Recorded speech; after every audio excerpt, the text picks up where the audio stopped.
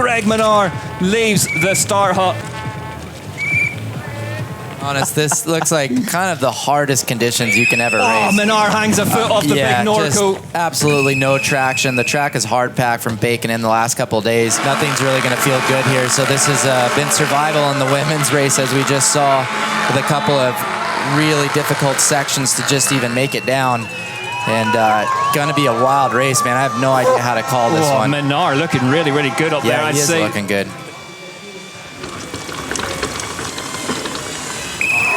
And the worst of the rain. Very interesting if he puts down a good run on where that ends up here in another hour or so. Exactly. The worst of the rain is expected in the next hour or two. So, as worse as we've seen it, this may be the best conditions. Greg's smart too. He'll know there's an opportunity there and all that's to play for and all those different factors. Bit of a wee zephyr of a wind knocking about, moving some clouds around, but a lot of them have stopped right up there. As we look out the commentary booth window, Greg Minnaar, that custom Norco colour scheme celebrating 60 years of the Canadian brand, if you can believe that. Minnaar just marginally younger himself at 43.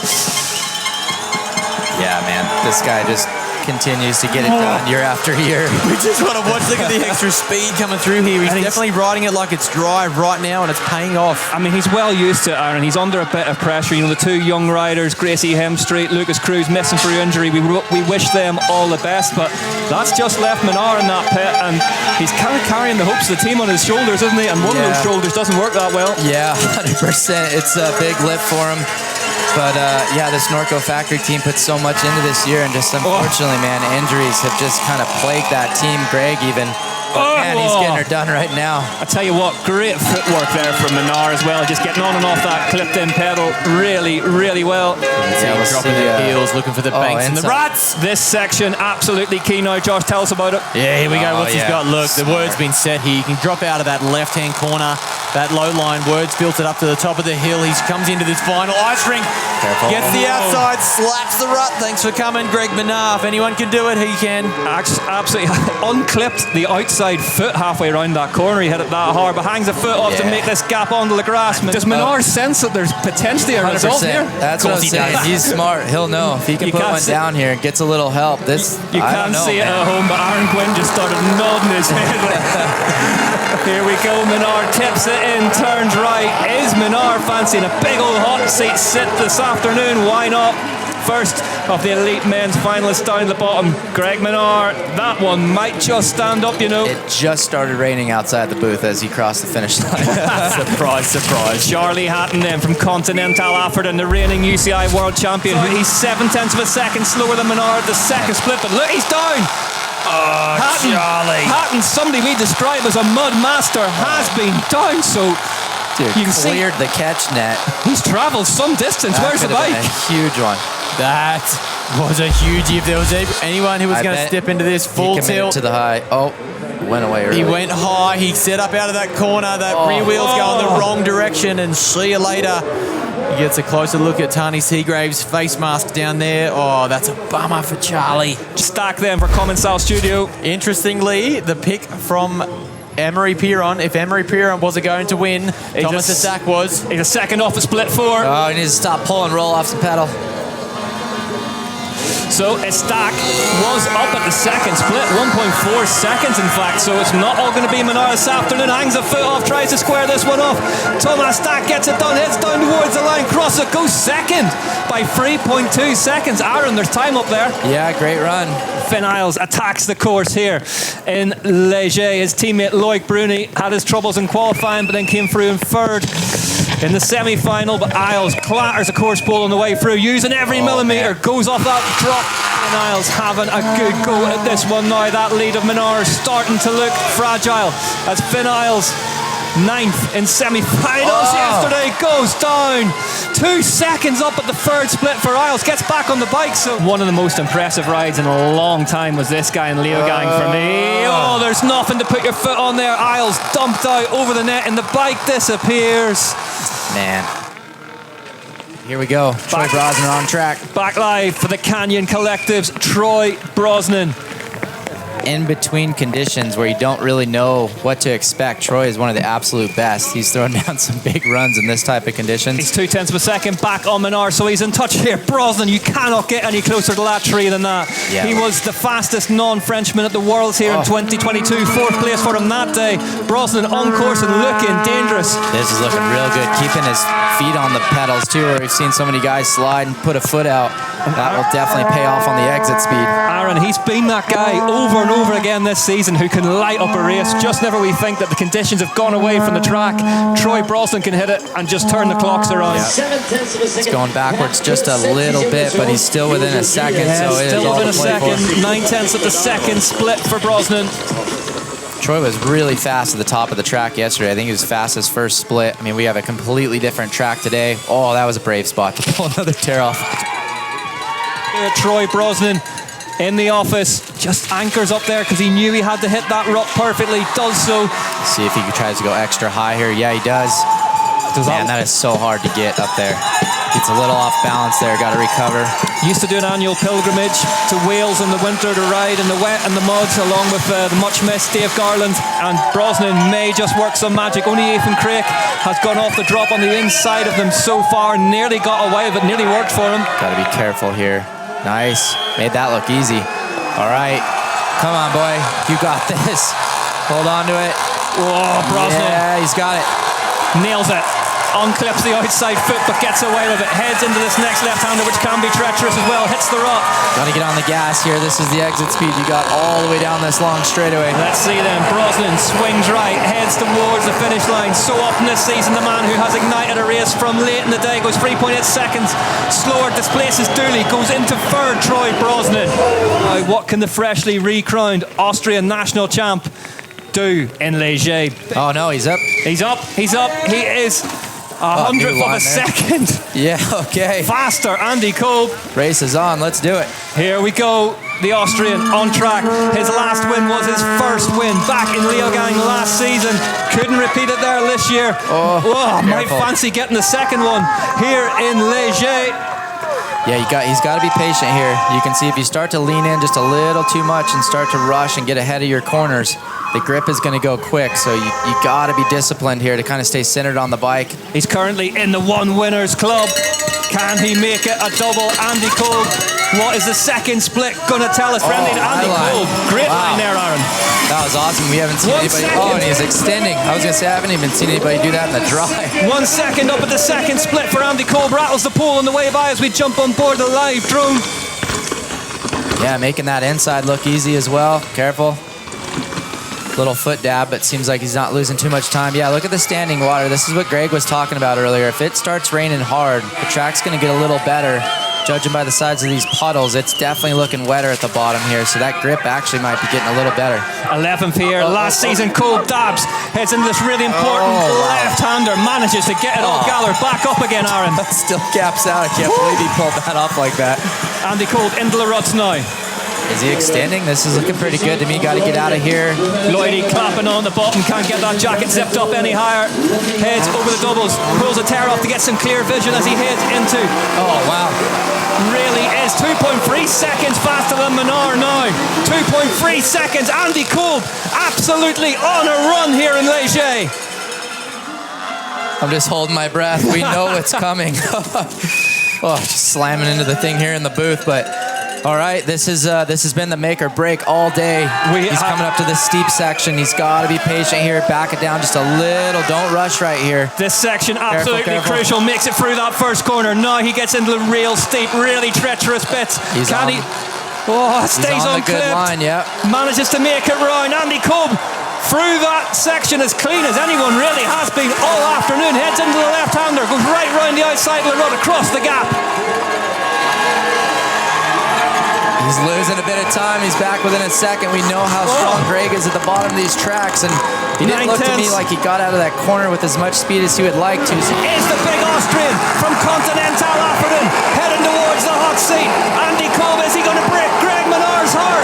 Crosses the line and goes fastest in Liège by 0.2 of a second, and all of a sudden this bike race has a new leader.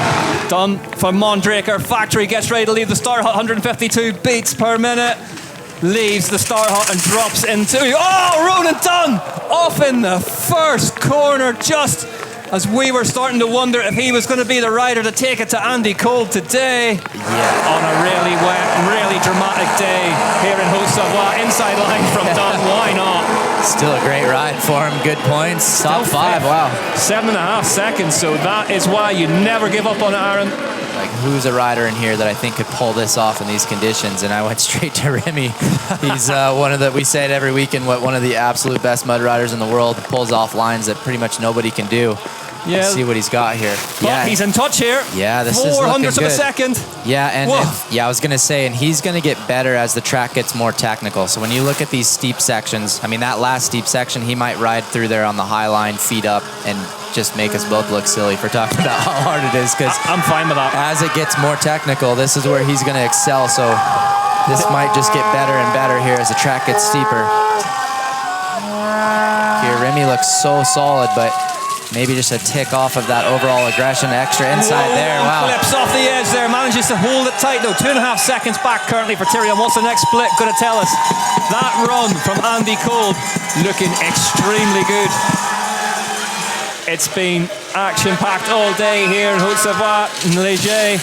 Man, it's getting wet down there this last half of the track. It's crazy because we're not that far from here and it's not even raining where we're at. This weather, how it rolls through the mountains here, it's pretty spotty, but definitely wet down here.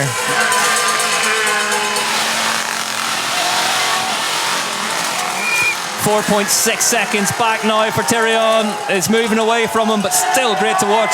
Yeah. I cannot wait to see what he's got into this really steep section of corners, Aaron. Yeah, you see him setting up extra high there, gapping out of that corner. Yeah, I mean, just making it look Nails easy. This is, inside line. Inside line, had to do it, could not. This is what I'm talking about. I mean, nobody else is going to pull that off. Absolutely scintillating bike riding from Remi Thirion. Survives a left-hander after it as well.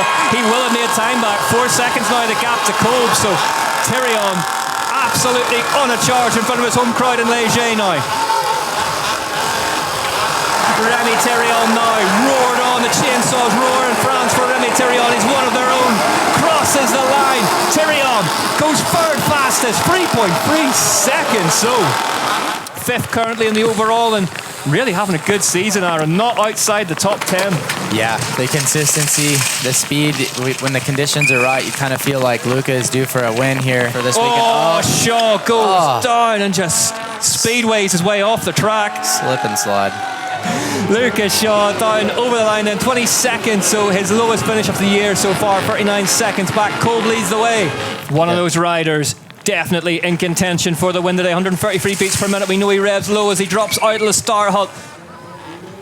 Yeah, I talked to him yesterday. He said he was kind of struggling a little through practice and kind of early qualifiers yesterday. He said he had a couple lines that he was working on, and as the track kind of dried out and started to develop, they weren't really...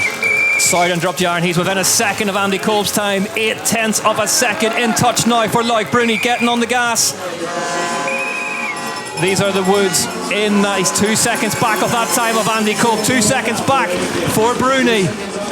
Losing a little bit, but a really smart ride. I would kind of expect Loic to push here, but he knows he's got a little bit of a points lead. Pretty good gap in the overall, and he's got a little bit to play with here. He's definitely in the driver's seat, so he's not going to override this track and push over his head and make that mistake. He knows that if he can just put in a solid run, that was nice, getting a little extra wide there coming into that. There's good points on the line. 2 riders to go after Loic Bruny. Absolutely takes his time down here. Superb on entry. Nails the exit, Loic Bruny. Just has to unclip his left foot. Next up, it's Pierron and Norton.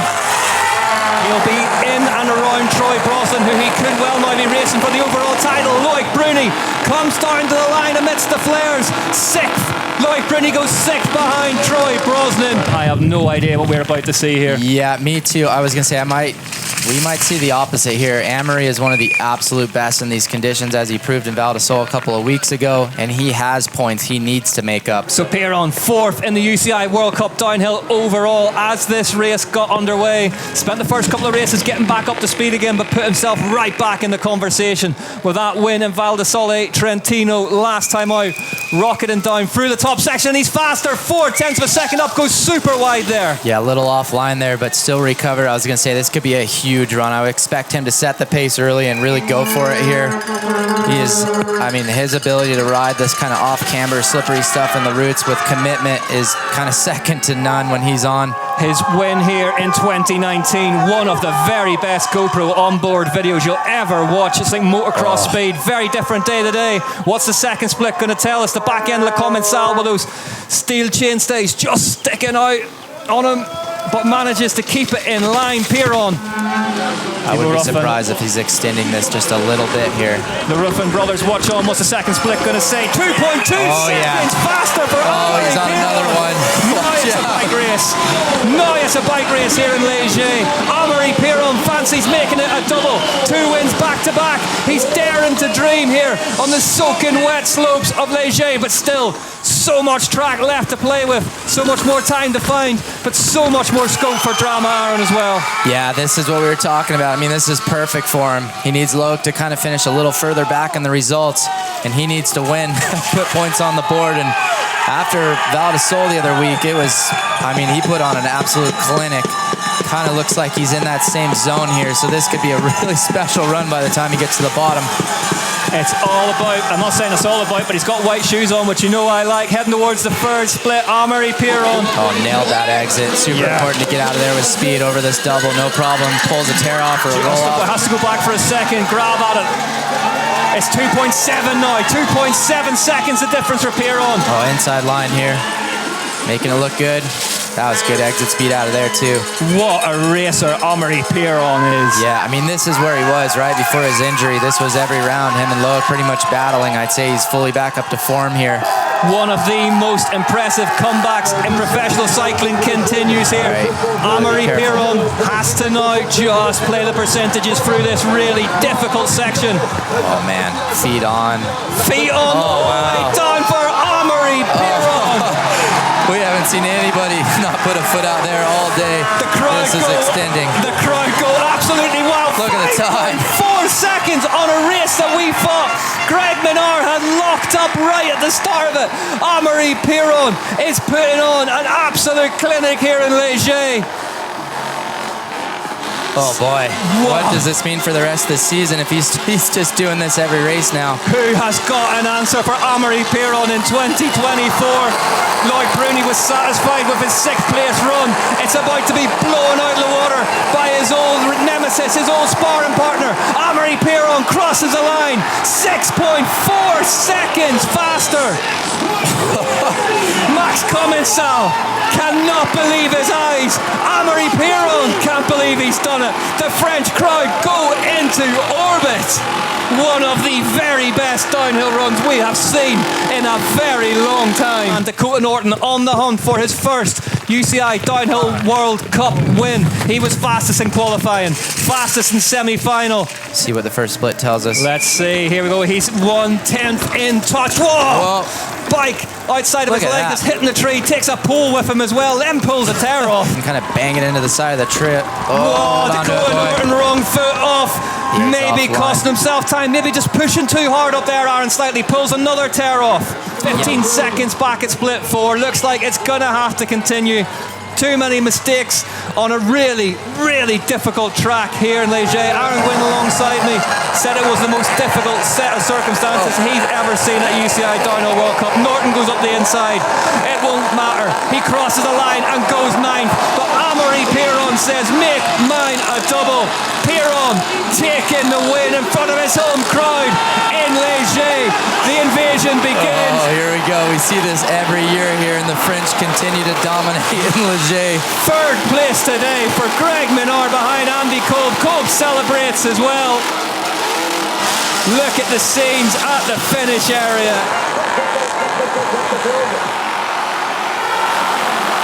Amaury Pierron makes it 2 wins in a row for Pierron from Kolb, Minnaar, Thirion and Estac. What a top 5. Then it's Brosnan, Bruny, Dunne, Norton, Dooley in 10th place. Great ride from him.